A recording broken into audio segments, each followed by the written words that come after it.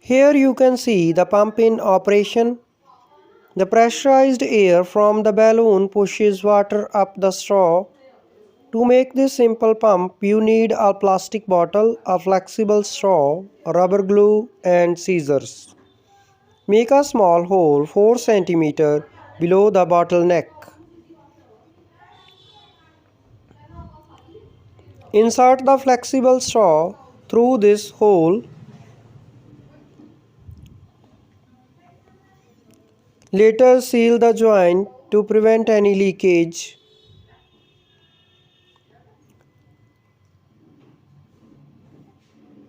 Then fill the bottle 3/4 with water.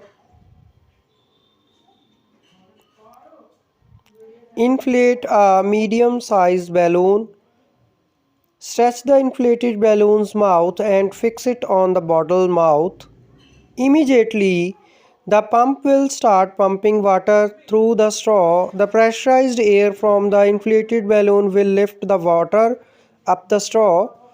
All the water from the bottle will be lifted up. It's very simple and elegant pump and will be a sure hit with the young explorers.